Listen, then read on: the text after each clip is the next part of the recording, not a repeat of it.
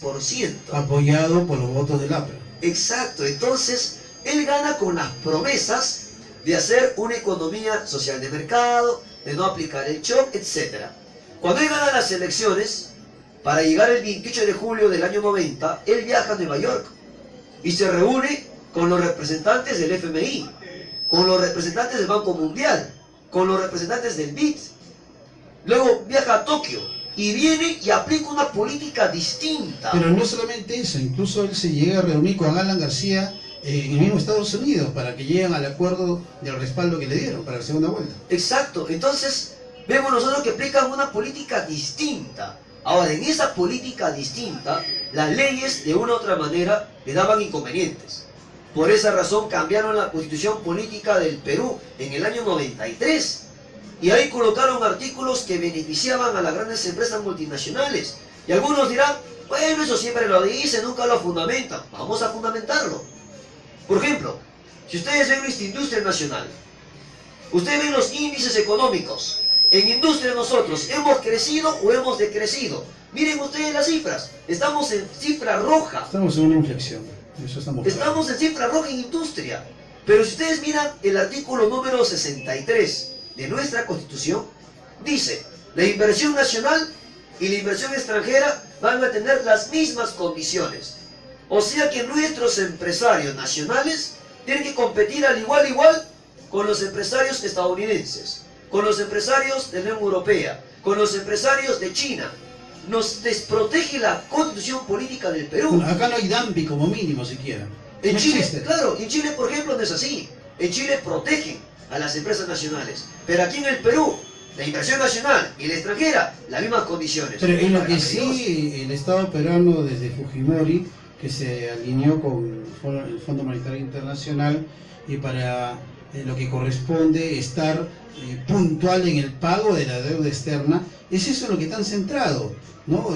Pagar deudas impagables, y donde más bien Fujimori, pese a que remataba el Perú, nos endeudaba más, ¿ya? Porque muchos hubieran dicho, bueno, se ha vendido tal empresa, las mineras sobre todo, ¿no? ¿Y qué pasa? Está ingresando dinero y lo quieren hacer aparecer como el salvador de la economía.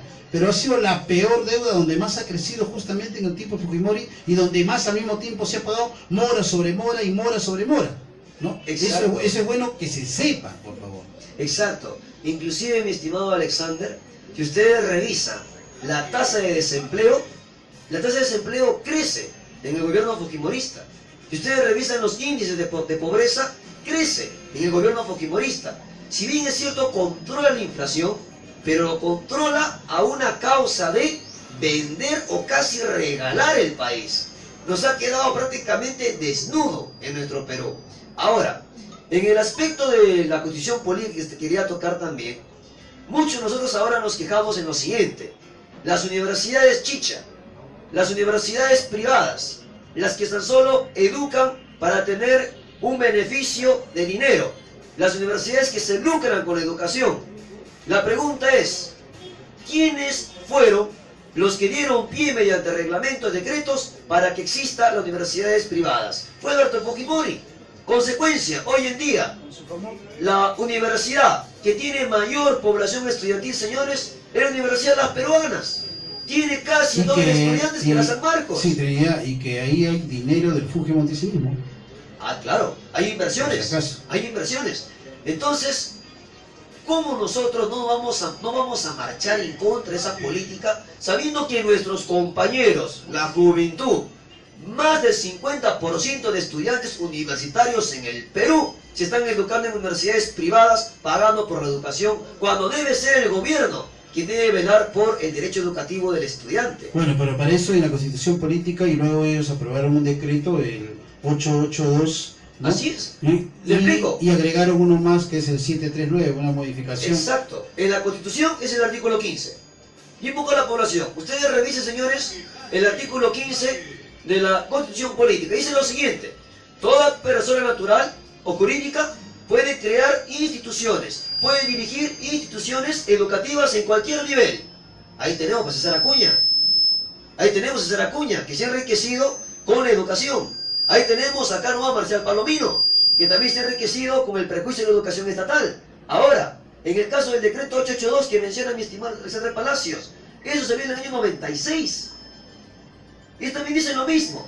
Toda persona natural o jurídica puede crear, puede originar, puede promover instituciones privadas en cualquier nivel en el sector educativo. Pero es falso, porque eso no se habla de una individualidad, sino de empresarios, y que muchos de ellos incluso han llegado al Congreso para cuidar sus intereses, y que son los que siempre están a la palestra para que este modelo o la Constitución no se modifique. Por eso a ellos son los que menos les interesa. ¿Tú crees que a una universidad particular le va a convenir de que la Constitución se modifique? No, claro. Porque esa mamata trafica con la educación, aparte de dar una pésima educación, salvo honrosas excepciones, que hay pocas, ¿no? La situación es que entre ellos tratan pues de escudarse más bien, ¿no?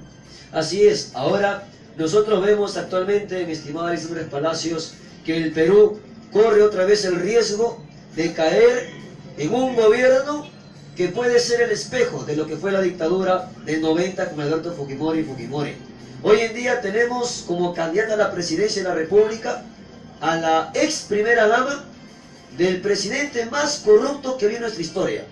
Si la gente no lo ha leído, no se ha informado, Alberto Fujimori es considerado el 7º presidente más corrupto de todo el mundo. Y ese es un ranking mundial que no lo han hecho los peruanos, no lo han hecho acá, es la crítica mundial quien ha Eso elaborado. ha hecho transparencia a nivel internacional. Ese es un ranking internacional, exactamente. Entonces, si estamos hablando de que Keiko Fujimori fue la primera dama del presidente que ha sido más corrupto en nuestra historia y es considerado el 7º presidente más corrupto del mundo, corremos el peligro que en estas elecciones, población, caigamos otra vez en aquella política en la cual se controlaba los medios de comunicación a punta de balas, se controlaba el poder judicial a punta de balas, y esto que le hemos tocado al famoso asesor de Alberto Fujimori, Vladimiro Montesinos, los Vladivideos, cómo se compraban medios de comunicación. No, que aún lo tienen y siguen presionando con ellos, ¿no? Cómo se compraban congresistas, por Dios, para que pasen a su bancada fujimorista otra vez. ¿Queremos vivir eso? La gente dirá, no, pero Keiko Fujimori es otra persona. Keiko Fujimori ha firmado un pacto. Ella siempre estuvo al lado de su padre, ¿verdad? Así es, nunca, señores, rechazó la política fujimorista. Para concluir, Trinidad, Okay. hay un tema aquí, y lo considero así, se habla y se achaca que dice que luego de que terminó el gobierno de Fujimori, con los otros gobiernos, Paniagua, Toledo, Alan García, se ha incrementado o ha crecido la delincuencia, sobre todo en este gobierno. Nosotros creemos que quien amamantó, o sea, el caldo orgánico de la delincuencia es Alberto Fujimori con Keiko. ¿Por qué? Y ahí sí viene a tallar Keiko. Porque ellos, al aumentar la pobreza en su gobierno y al despedir a tantas personas, mandarlos a la calle, muchos no tenían para comer. Entonces ellos comenzaron a aplicar el asistencialismo. Comenzaron a ir a los conos, ¿ya? Y les daba comida, comedores populares, vaso de leche, ¿recuerdas? Claro, Tú por historia debes saberlo, sí. En ese tiempo no estabas.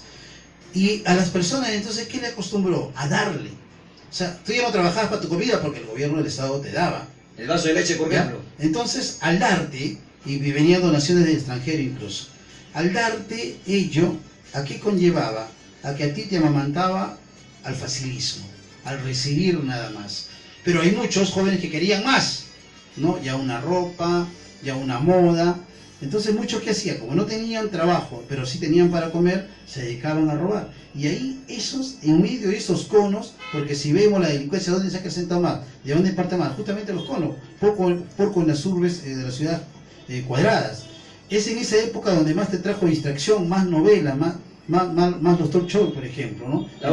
Empezaron ahí a llegar. Entonces, toda esa situación ha conllevado a que se amamante la delincuencia, y ya los frutos, el extremo, el desarrollo, lo tenemos pues en los gobiernos actuales. En ese sentido, no sé si consigues tú.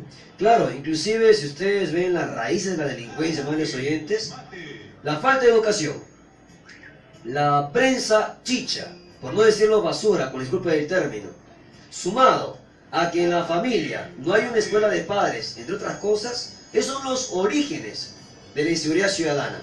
Y yo pregunto, ¿quién perjudicó la educación? ¿Quién sacó la filosofía? ¿Quién sacó la psicología? ¿Quiénes fueron los que sacaron los cursos de juicio crítico Para no a nivel razonar. educativo para no razonar, para no ver la sociedad? Fujimori. Alberto Fujimori. ¿Quién privatizó la educación para que nuestros alumnos tuvieran una educación como lo tienen universidades privadas chichas, con algunas excepciones, donde reciben una educación nefasta? Alberto Y Fujimori. una cosa clara, si para Alberto Fujimori hubiera sido una buena educación, entre comillas, ¿por qué no hizo estudiar a sus hijos acá? Pues? Claro, lo mandó por estudiar en Harvard, por otros lugares. De tal modo que ahí, al perjudicar el sector educativo, obviamente genera inseguridad ciudadana. Segundo, los medios de comunicación. ¿Quiénes fueron los que corrompieron, empezaron a corrompir los medios de comunicación? El fujimorismo. Hoy en día, ¿quién ve sus hijos? Esto es guerra. ¿Qué ven sus hijos? Combate. ¿Qué ven sus hijos? Las malas cosas que enseña el Fondo y Sitio. Entre otras cosas que ya no sé qué más programas salen. De tal modo que ahí perjudica a la población, a la educación, y se genera lo que es la inseguridad ciudadana. Y por último, yo pregunto, ¿al gobierno le conviene que haya más inseguridad ciudadana? Claro que le Obvio conviene. que sí. Le conviene que haya inseguridad ciudadana. ¿Por qué razón? Porque, señor, mientras usted más lea, mientras usted más investigue, se va a dar cuenta que la corrupción, se va a dar cuenta cómo se está manejando el país. Mientras usted menos lea, mientras usted sea una persona de mal vivir, al gobierno le conviene, porque no se va a dar cuenta usted de lo que hacen los gobiernos con su país. Y no solamente eso, la población vive tensionada, asalto de mata, va caminando por la calle, tiene miedo que le roben algo. Tú más te preocupas en eso y en ver la problemática de fondo, los temas de corrupción o cómo el Perú se lo llevan en bandeja. Ahora mismo en Panamá nada más, está en el Palacio, es una noticia del último minuto. Los Panamá Papers. Ahorita, claro, en Panamá se han encontrado documentos. Pruebas, donde- ahí son pruebas, así es. documentos de La miles gente- de folios. La gente Yoshiyama, ¿no? Que es el que ha aportado para el gobierno, para la campaña de Keiko Fujimori, ahí están metidos. Y también PPK, y hay otros más. Entonces, ¿qué estamos viendo en el país? Que los políticos están prácticamente enriqueciéndose de la riqueza peruana, mientras nosotros estamos con el Fondo y Sitio, estamos con programas que prácticamente no educan a la población. Bueno, mi estimado Alexander, hoy día ha sido un día fabuloso, vamos a seguir las coronaciones porque hay mucho que hacer. Hay más de 50.000 personas en estos momentos en la ciudad de Lima. Así es, hay mucho que hacer, hay mucho que trabajar. Un saludo a toda la población que ha salido el día de hoy. Un agradecimiento a los jóvenes que han organizado a través del colectivo No a Keiko. Me despido de esta manera, población huachana. Un gusto de haber estado con ustedes el día de hoy. Muchas gracias. Gracias a ti, Lidia.